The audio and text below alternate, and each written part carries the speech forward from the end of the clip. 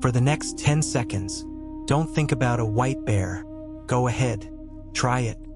A white bear probably just showed up, uninvited, the moment you tried to keep it out. That's not a fluke. That's the entire trap this video is about. Because right now, you used your mind to try to control your mind, and your mind did exactly what it always does. Keep that in the back of your head. We'll come back to it. There's a paradox that each of us lives within, whether we know it or not. Is this: we're trying to escape from something we can never leave behind. Pause for a moment and look at your own experience. When you feel pain, you want to escape it. When your mind is chaotic, you want to silence it. When painful memories arise, you want to forget them. And in all these efforts, what are you using? Your mind itself. This is what the Buddha saw 2,600 years ago. We're using the mind to run away from the mind, like an eye that cannot see itself, like a flame that cannot burn itself. But the Buddha didn't stop there. He pointed to a path, not a path of escape, but a path of awakening. And this is the difference between hell and heaven, between suffering and liberation. In the Dhammapada, the Buddha says something that sounds simple, but carries within it the key to understanding human suffering. All experience is preceded by mind, led by mind, made by mind. This isn't praise for the mind. It's a warning, because if the mind shapes all our experience, then it's also shaping our suffering. Right now, as you're listening to these words, what is your mind doing? It's not just passively receiving information. It's constantly categorizing. This is good. That is bad. I like this. I hate that. This person is trustworthy. That one is dangerous. Modern psychology describes ways the mind organizes perception into categories, what some call categorical perception. Buddhist teachings go further, examining how perception can become elaborated into stories, judgments, mental proliferation through terms like sana, perception, and papanka, mental proliferation. How the mind doesn't just perceive, it multiplies, elaborates, spins stories upon stories. Think about the last time someone said something that upset you. Maybe it was just a few words, but what happened? In your mind, those words became a story. They said this, which means they think that about me, which means I'm not valued. A simple input became a complex narrative. This is how the mind creates a parallel world, not the world as it is, but the world as the mind interprets it to be. But the Buddha didn't just identify this problem. He mapped out exactly how it works through Paikasamuppada, dependent origination, the 12 links of causation. It starts with avijja, ignorance, not seeing clearly. From this fundamental not seeing, everything follows. Mental formations, sakra, consciousness, vaya, name and form, namarupa, 6 sense bases, sayatana, contact, phassa, feeling, vedana, craving, ta, clinging, upadana, becoming, bhava, birth, jati, and aging and death, jaramara. Let me show you how this operates. Right now, you see an image on social media. That's contact. Immediately, there's a feeling. You see someone living a life that looks better than yours. Craving arises, then clinging, comparing, feeling lack. And from that, the whole story of me and my unsatisfactory life gets reinforced. This chain runs thousands of times a day, creating and recreating the sense of a separate self. In Sayutta Nikaya, the Buddha compares the untrained mind to a monkey leaping in the forest, from branch to branch, grasping one branch, letting go, grasping another. In the same way, what is called mind, thought, consciousness arises as one thing and ceases as another, day and night. Try this. Stop and try not to think about anything for just 1 minute. Can you do it? Most of us will discover the mind has a life of its own, jumping from thought to thought, without permission. Modern neuroscience has observed something related through what they call the default mode network, the mind's tendency to keep generating thought even at rest. But here's the crucial insight. In practice, we can distinguish between the jumping thoughts and the space of awareness in which they arise. This is a skillful tool for not getting swept away, yet ultimately, even this awareness is conditioned and impermanent, not a permanent self. We use the mind's capacity for awareness to observe the mind's activities, knowing that even this awareness is not self. It's like using a thorn to remove another thorn, then throwing both away. The mind creates the problem, then tries to solve it, using the same mechanisms that created it. But before we can find the way out, we need to understand why our usual strategies don't work. Most people come to Buddhism hoping to control their minds, master their emotions, eliminate their suffering. If only I could control my thoughts, they think, then I would be happy. It sounds reasonable, but this very approach is built on a fundamental misunderstanding. Why can't you simply control your way out? The reason is both simple and profound. The very intention to control is also a mental activity. When you say, I want to control my mind, who is the I doing the controlling, and what is the mind being controlled? They're both movements of the same process. Let me give you a real example. You're lying in bed, unable to sleep. Your mind is racing, so you think, I need to relax. I must fall asleep. But the more you try to sleep, the more awake you become. The effort creates tension, and that tension keeps you awake. You're trapped. You can't sleep, which makes you anxious, which makes you try harder, which makes you more tense. This is the trap of control. Every attempt to suppress or fix creates more of what you're trying to eliminate. There's an idea often summarized in modern psychology, sometimes attributed to Carl Jung, though its exact wording is debated. What you resist persists. What you accept transforms. Whoever said it first points to something the Buddha had already taught centuries earlier, the futility of fighting with reality. Remember the white bear from the start of this video? The moment you tried not to think about it, it appeared instantly, uninvited. This is the white bear effect. The more you try not to think about something, the more you think about it. Your brain has to check, am I thinking about a white bear? And in checking, it generates the image. So if control doesn't work, what does? The Buddha taught something completely different, clear seeing. When you simply observe a thought, without judgment, without trying to push it away, it loses its power over you.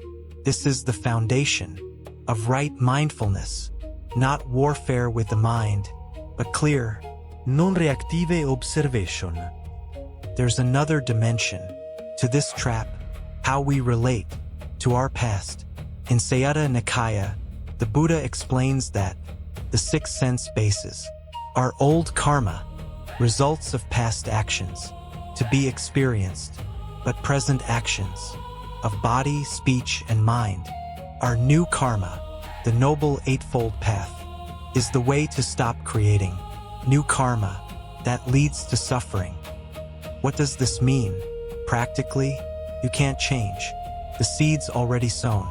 Your mind carries deep patterns, underlying tendencies, anusuya, mental formations, sakra, and mental taints, asava. These are habits shaped by countless past experiences. Think of your past as stones thrown into a pond. Those ripples are still spreading. You can't make them disappear, but you can stop throwing new stones. How? By being aware of each action, word, and thought before they solidify into new patterns. This isn't about erasing the past. This is about not allowing the past to mechanically create an identical future. Every strategy we normally use, control, resistance, suppression, only creates more suffering. This is why the Buddha's teaching is so radical. He's pointing to something completely different, a shift from trying to escape to awakening within. Everything we've explored leads to this moment where something shifts through a fundamental change in understanding. In Pali, the word Buddha means the awakened one, not the one who escaped, not the one who controlled, the awakened one, because awakening isn't about going somewhere else. It's about waking up from the dream that the mind has been creating. Think about waking from a dream. In the dream, everything feels absolutely real and compelling, but then you wake up, and in that instant, you realize none of it was what I thought it was. You didn't escape from the dream. You simply woke up, and in waking, the dream revealed itself. In Sayutta Nikaya, the Buddha describes his enlightenment. Before my enlightenment, while I was still a bodhisattva, I thought, let me remain still and observe the source of birth, aging, and death. Notice that word, observe, not fight, not control, but seeing with clarity. When you try to escape, you create a war. But when you awaken, when you simply see clearly, you're no longer in the battlefield. This brings us to mindfulness. Mindfulness, sati in Pali, is a liberating tool, not just a relaxation technique. In the Anapanasati Sutta, the Buddha teaches 16 steps of breath meditation, but the ultimate purpose isn't to breathe better or feel calmer. The purpose is to see directly the impermanent, unsatisfactory, and not self nature of all phenomena. When you sit in meditation and observe your breath, you begin to notice thoughts appear from nowhere, emotions arise without permission, physical sensations change constantly. Everything that arises passes away, nothing stays. This isn't philosophy, this is direct seeing. Try it right now, for just a moment. Notice one thought arising as you listen. Where did it come from? Where does it go? When the next one arrives, that gap you just noticed, that's the direct seeing this whole video is pointing to. And in that direct seeing, something shifts. You no longer completely identify with thoughts and emotions. You see them as passing phenomena, like clouds drifting across the sky. We sometimes speak of this as if you are the sky and thoughts are weather. But remember, even this sky of awareness is itself a conditioned process, not a fixed self. It's a skillful distinction, but ultimately, even the awareness is part of the flowing dance of conditions. Meditation teachers have put it simply, meditation isn't about creating special states. It's about seeing clearly what has always been there. Mindfulness is like a clear mirror. It doesn't change what it reflects, but that clear reflection itself sets you free. This direct seeing reveals what the Buddha called the three universal characteristics: Di-stilakha, anicca, impermanence. Everything that arises passes away. Notice your breath. Right now, each in-breath is different from the last. Reality is a river, and you can never step in the same water twice. But we live as if things are permanent, and when change inevitably happens, we suffer. Dukkha, unsatisfactoriness. When you cling to anything impermanent, you suffer. Imagine holding a beautiful bird. If you hold it gently, you can appreciate its beauty, but if you grasp it tightly to keep it from flying away, you'll crush it. This is dukkha, the suffering that comes from trying to hold on to what cannot be held. Anatta, not self. There's no unchanging, permanent essence at your core. Look at your direct experience. Can you find the I? Is it in your body? But your body is constantly changing. In your thoughts, but thoughts come and go. The sense of I appears and disappears, strengthens and weakens, depending on conditions. When you're deeply absorbed, where does the I go? This isn't a philosophical position. It's an invitation to investigate directly. And when you look closely, you begin to see that this sense of self is more like a process than a thing, constructed moment by moment, from changing conditions, sensations, thoughts, memories, none of which stay the same. This direct seeing is the heart of liberation. Once you see that all phenomena are impermanent, you stop clinging quite so tightly. Once you see that clinging creates suffering, you hold everything more lightly. Once you see through the illusion of a fixed self, the burden of constantly defending it begins to dissolve. This is the great shift from trying to escape to awakening, not discovering, impermanenting, underneath experience, but seeing how the sense of self itself arises through changing conditions. Understanding is one thing, transformation is another. This is why the Buddha offered the Noble Eightfold Path, Arya Ahajika Magga. These 8 factors aren't sequential steps, they're 8 aspects of a unified way of living that develop together, each supporting the others. Right view, samadhi, seeing reality as it is, understanding suffering, its cause, its cessation, and the path, directly in your own experience. Right intention, sammasakappa. When you see clearly, your intentions naturally shift toward renunciation, goodwill, and harmlessness. Right speech, samavaka. Words that are truthful, harmonious, gentle, and meaningful, flowing from clear understanding. Right action, samakamanta.